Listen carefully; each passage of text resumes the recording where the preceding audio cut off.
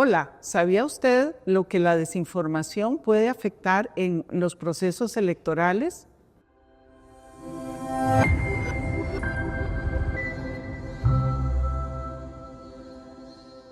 Les invitamos a escuchar el podcast Historia, Cultura y Democracia, organizado por la Benemérita Biblioteca Nacional, la Escuela de Estudios Generales de la Universidad de Costa Rica y el Instituto de Formación y Estudios en Democracia del Tribunal Supremo de Elecciones.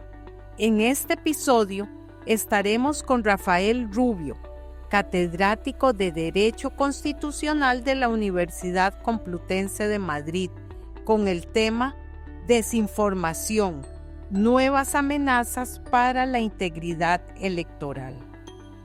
Disponible en Spotify, Apple Podcast, YouTube y Facebook. Bienvenidos a un nuevo programa del ciclo Historia, Cultura y Democracia, producido gracias al apoyo del Instituto de Formación y Estudios en Democracia, la Benemérita Biblioteca Nacional y la Escuela de Estudios Generales de la Universidad de Costa Rica. Nuestro invitado de hoy es el catedrático de la Universidad Complutense, Rafael Rubio, que muy amablemente aceptó esta invitación para conversar con nosotros sobre la desinformación en los sistemas democráticos y los problemas que esto le ha traído al mundo de la democracia y a los procesos electorales. Muchas gracias por estar hoy. Vamos a empezar por lo básico. ¿Qué es la desinformación?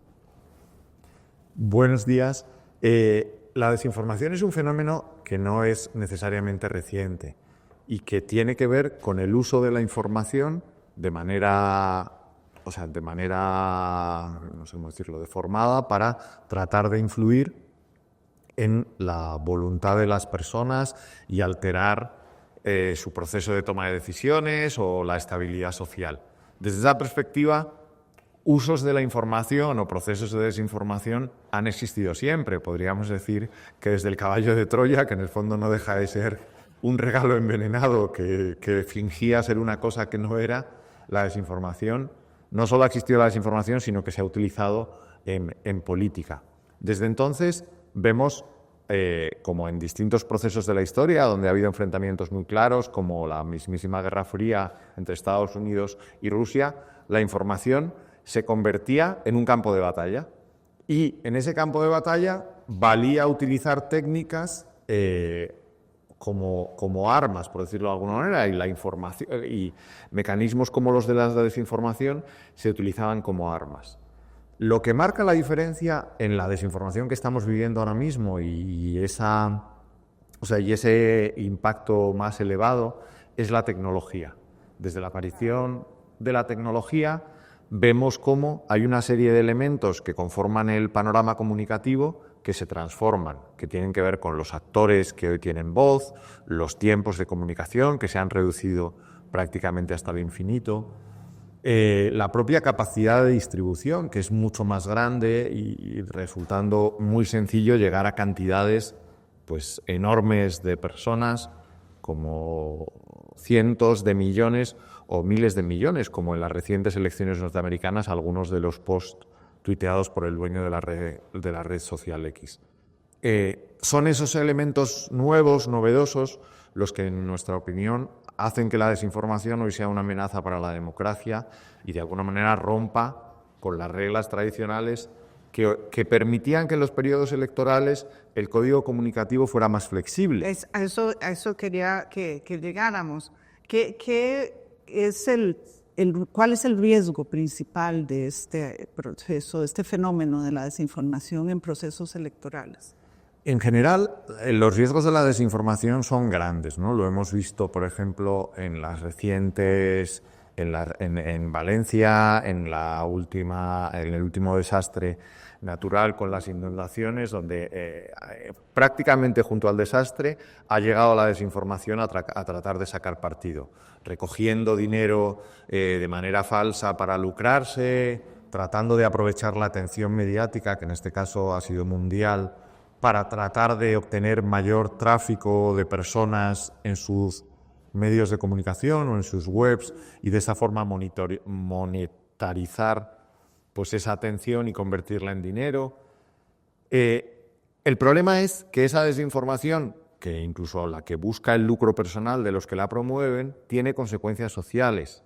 Genera el pánico, confusión y, por ejemplo, ha dificultado o ha impedido algunas de las ayudas o la velocidad de respuesta en una circunstancia natural como esa. Lo mismo ocurrió en la época del COVID, donde desinformaciones como que se podía curar el COVID con amoníaco hizo que algunas personas empeoraran su salud, renunciaran a vacunarse o incluso encontraran la muerte. Por eso, la desinformación, en general, tiene un componente de amenaza social que ha hecho que incluso el World Economic Forum la establezca como una de las principales amenazas para los próximos 10 años. En el ámbito electoral específicamente, los peligros son fundamentalmente dos. El primero, que puede parecer más evidente, tiene que ver con el influir de manera indebida en los resultados de las elecciones. Gracias a la desinformación, puede que un candidato obtenga un mayor respaldo o que un candidato pierda parte de su apoyo. No en vano, aunque yo creo que de una forma precipitada, algunos apuntan a que la segunda victoria de Donald Trump en Estados Unidos tiene entre sus causas, probablemente no sean las únicas, por eso digo que es precipitado, pero tiene entre sus causas la desinformación. Pero hay un segundo efecto de la desinformación en el periodo electoral que en mi opinión es todavía más grave, que tiene que ver con el cuestionamiento de la legitimidad democrática. Un sistema que cuestiona los procedimientos electorales a través de mentiras o narrativas generadas de manera descontextualizada. Cuestiona al propio organismo electoral, abriendo campañas de ataque que buscan debilitar la capacidad de actuación del órgano. O que llega a cuestionar incluso, como consecuencia de lo anterior, el propio resultado electoral. Esto, independientemente de que se apoye o no se apoye a un candidato, resulta todavía más, o que afecte o no afecte al candidato elegido, resulta todavía más grave, porque establece una sombra de duda, una sombra de deslegitimidad sobre el elegido, introduce un elemento de inestabilidad en el país que hace que, incluso teniendo un presidente elegido legítimamente, durante los años que dure su mandato, siempre haya una parte de la población que no esté convencido de su resultado. Sí, la transparencia tiene que ser parte fundamental de cualquier órgano electoral y con la desinformación esta transparencia se debilita de manera contundente. Claro, por eso de alguna manera creo que la desinformación es un gran reto para los organismos electorales que, como usted bien dice, tienen que empezar a ser mucho más transparentes, no digo que antes no lo fueran, y sobre todo, junto a la transparencia, porque la transparencia no es más que el dejar que se vea lo que se hace, mucho mejores comunicando. La mejor receta o la mejor vacuna contra la desinformación, es la buena comunicación institucional. Y creo que muchas veces los organismos electorales, al menos en la región, que son los que conozco bien, han adolecido de esto, confundiendo la comunicación con la propaganda y considerando que como una institución pública no tenían necesidad de realizar esa comunicación, que su prestigio, su neutralidad estaba garantizada o su buen nombre entre la gente. Esto, si alguna vez fue así, que tengo dudas, ha dejado de ser así de forma radical. Y es necesario que los organismos electorales se doten de planes de comunicación y de personal especializado para que la comunicación esté en el centro de su labor.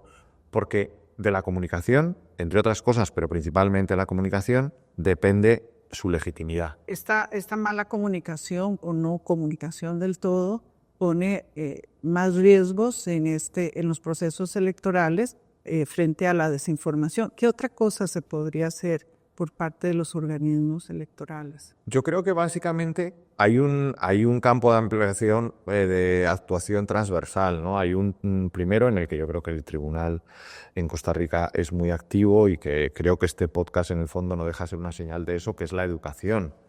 Todo lo que sea educar a las personas, tanto en el ámbito electoral, para que conozcan cómo funcionan los procedimientos y por tanto sean capaces de detectar engaños de una manera rápida y automática, es es esencial porque te prepara el terreno de juego fuera del periodo electoral para que en el periodo electoral de alguna manera no haya sorpresas.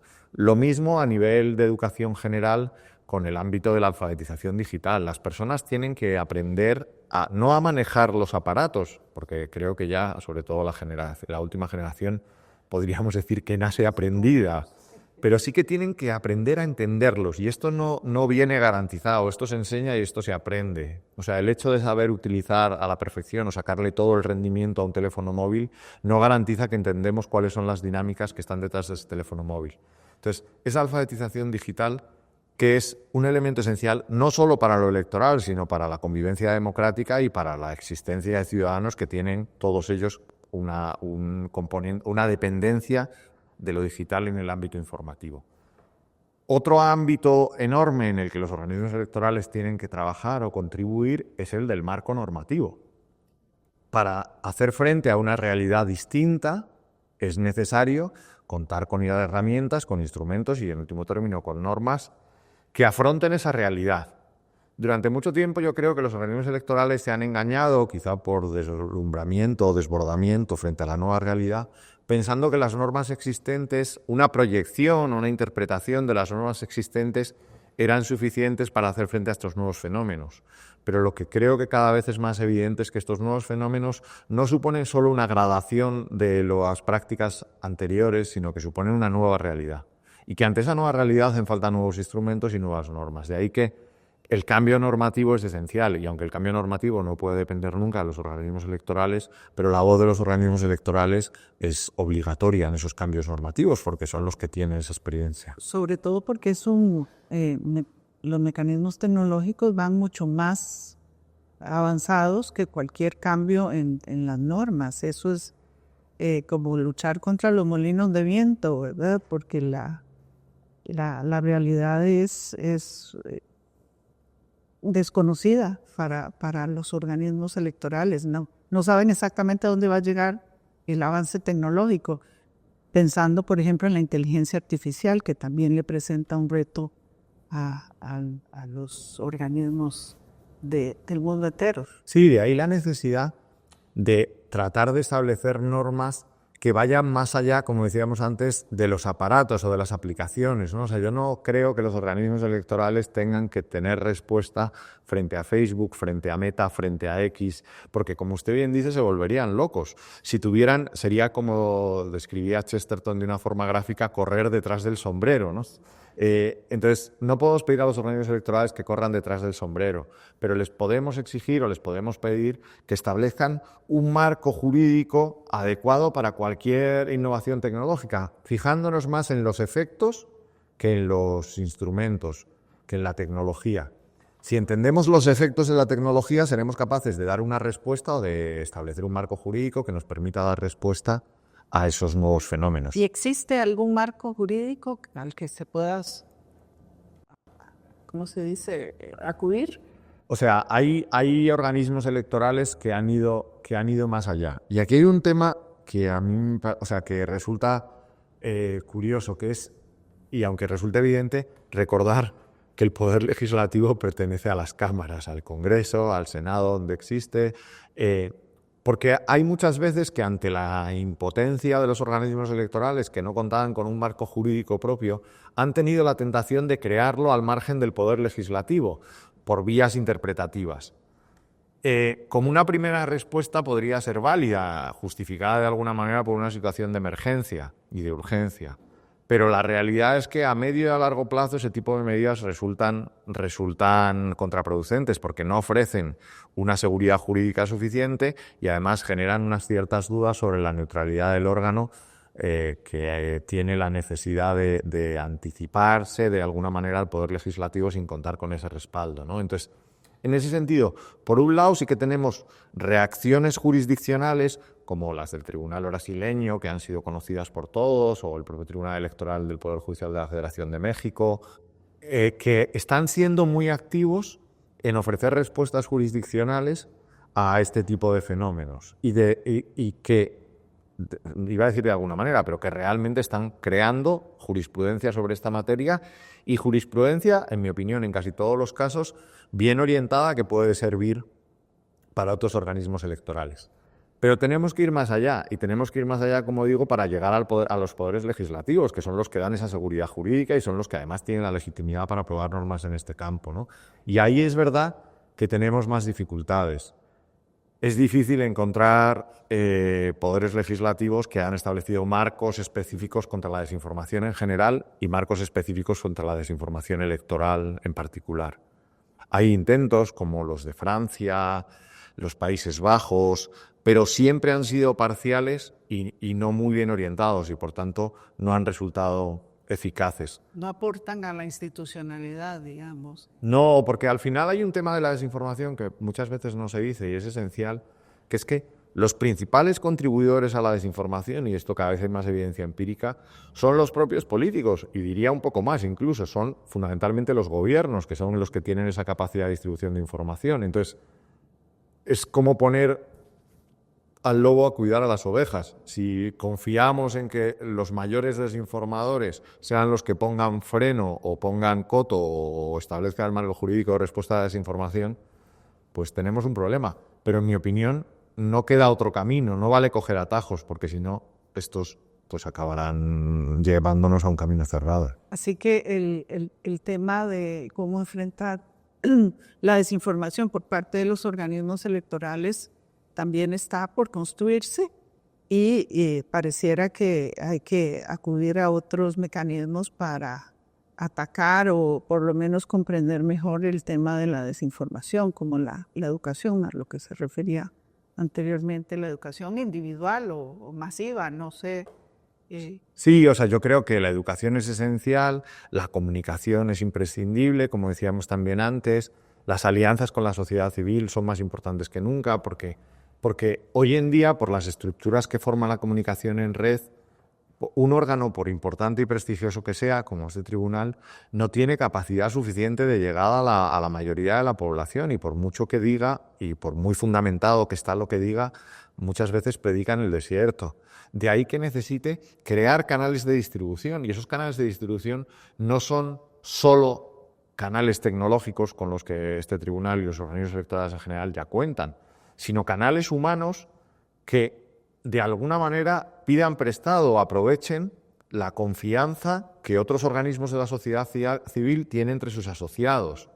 De ahí que cuando un organismo electoral tiene que aplicar la comunicación para desmentir determinada desinformación, no dependa de su audiencia, sino de las audiencias de todos sus aliados, que no solo le permitirá llegar a audiencias más grandes, la suma de todas las anteriores, sino que además le permitirá hacerlo con un grado de confianza muy superior a que el órgano en sí mismo es capaz de generar. Porque será la confianza prestada, será la confianza que sus asociados tienen o sus seguidores tienen en esas organizaciones de la sociedad civil. Usted como investigador del tema de la desinformación y profesor de esta materia, conoce, digamos, cómo mejorar estas alianzas entre instituciones como las universidades y el Estado o los organismos electorales. ¿Existe digamos, ese intercambio de ideas entre esos organismos, esas instituciones? Hay buenas prácticas en países como Brasil, que fue capaz de crear una alianza de más de 90 asociaciones, en las que para hacer desmentidos de información no solo realizaba el tribunal los desmentidos y usaba estas organizaciones como distribuidores, sino que incluso repartía los desmentidos, haciéndolos protagonistas de la lucha contra la desinformación, porque confiaba en ellos en función de su especialización. Pues, por ejemplo, los ámbitos de transparencia se los encargaba a un órgano de la sociedad civil especializado en transparencia y así en cualquier otro ámbito, ¿no? Entonces, les consiguieron, para las últimas elecciones presidenciales, consiguieron que esa red fuera real, fuera formal y estuviera funcionando a pleno rendimiento. El propio Tribunal Electoral brasileño creó una segunda red, no de sociedad civil, pero que también fue un éxito, en mi opinión, con los funcionarios del poder electoral. Los funcionarios del poder electoral, al menos en Brasil, son legión, son más de 5.000. Y son una referencia, son en su ámbito influencers. O sea, la gente que les conoce les pregunta habitualmente cuando tienen dudas sobre la desinformación. Entonces hicieron un programa específico de lucha contra la desinformación con los empleados del Poder Electoral, dándoles formación. Usando los mismos medios. Exacto. Entonces los convirtieron en portavoces oficiosos de la institución y los activaron, por decirlo de alguna manera, para la lucha contra la desinformación en momentos específicos. Esas son dos buenas experiencias. Hay otras que se están replicando por toda la región y que en mi opinión no son tan exitosas, como los pactos éticos digitales que se han desarrollado, por ejemplo, aquí cerca en Panamá o en Argentina, que tratan de involucrar a los partidos, a los medios, a la sociedad civil y a veces a la academia. El problema de este tipo de pactos es que resultan más formales que reales, no tienen instrumentos para garantizar su cumplimiento y a la hora de la verdad se acaban convirtiendo en una foto de la que nadie se acuerda después porque no tienen ninguna capacidad de hacer exigir su cumplimiento. Entonces son buenos, son simbólicos, trasladan a la sociedad la importancia de este asunto y la necesidad de que todos estén involucrados en la respuesta, incluidos los propios partidos y los propios candidatos, pero de alguna manera creo que por su falta de eficacia pueden resultar pues un poco ficticios, ¿no? Claro, claro.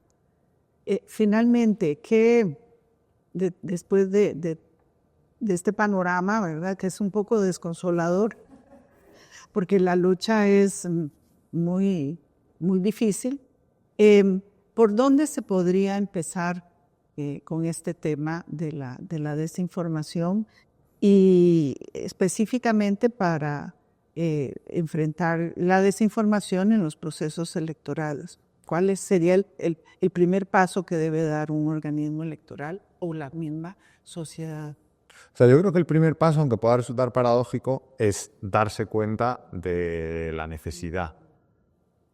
Inmediatamente después del darse cuenta de la necesidad estaría el convertirlo en una parte orgánica de la institución. ¿Qué quiero decir con esto? La lucha contra la desinformación electoral no puede restringirse al periodo electoral. Tiene que ser algo continuo y permanente que esté sostenido en el tiempo y, por tanto, uno no puede esperar a que se convoquen las elecciones para lanzar un plan de lucha contra la desinformación. Tiene que, como ha hecho Brasil también, tener un plan de lucha contra la desinformación permanente y un personal especializado y unos recursos técnicos que trabajen durante todo el tiempo. Entonces, en segundo lugar, estaría eso, una vez que te das cuenta de la importancia, el convertir la lucha contra la desinformación en una prioridad, en un objetivo permanente del órgano electoral.